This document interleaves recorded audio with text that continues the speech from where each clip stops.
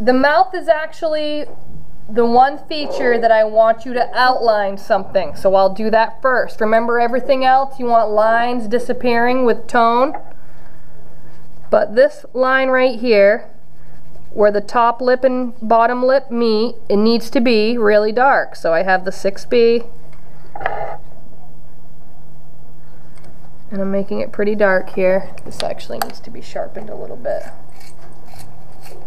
Now where the lips meet, so if they're shut like this mouth is, there's going to be a little bit of a shadow, top and bottom lip, right where the two lips meet.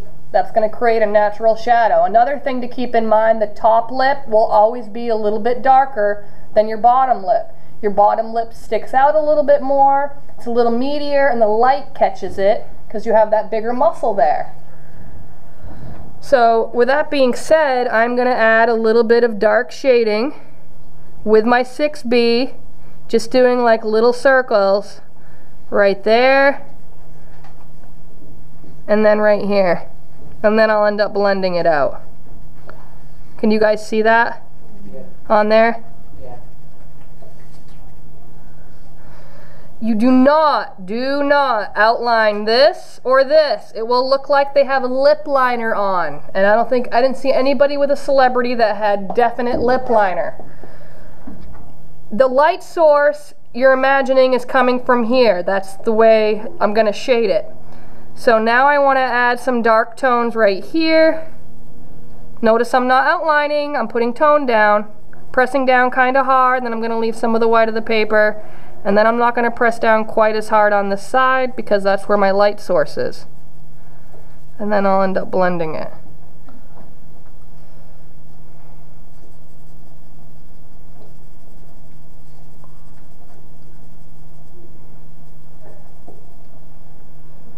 And then it's going to be darkest in this corner since the light's over there. Ignore these. That's like a much more advanced shading technique. So ignore little creases on the lips.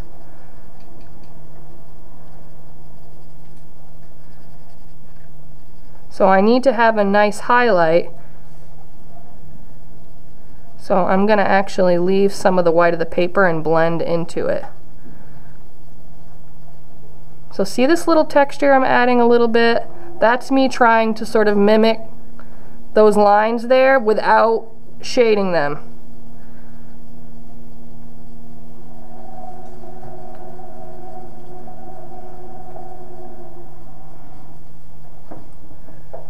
So now it pretty much just needs to be blended. And I've been doing that with the 6B. You might need to use a 4B or a 2B depending on how heavy-handed you are with the pencil. So little strokes. And just do little circles.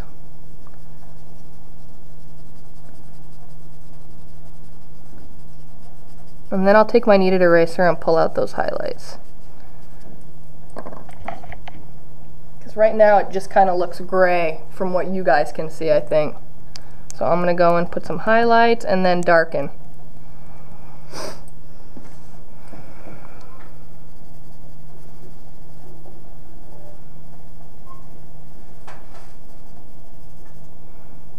Is it looking less gray? Can you see 3 tones now? I can from my perspective, but I want for you guys to be able to see those. Good, yeah. 6B, that shadow from your lip, right underneath, right here, pressing down pretty hard. Think of the way the skin stretched over that skeletal structure there. So you're going to want those strokes to be going the way I was doing it, right? Kind of take some of the pressure off, get some lighter value out of the 6B. Then I'm going to actually pick up a 2B to do some of that shading on the side there.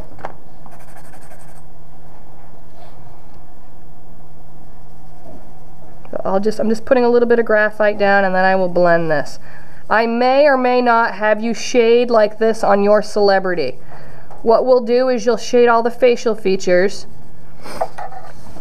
and then we'll start to shade the edge of the face and have some of that shading on the edge of the face meet up with like the eyes, maybe the mouth, And then we'll see if you need to put shading there, but we just don't want it to look like they're dirty or that it's like facial hair or something. So we'll see how this ends up looking. It's looking kind of streaky right now.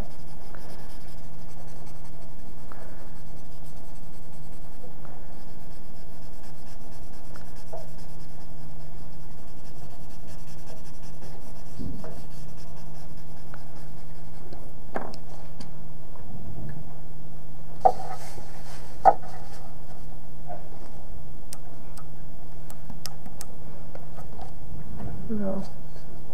One looks darker than the other, but I think it's just the perspective from the camera. So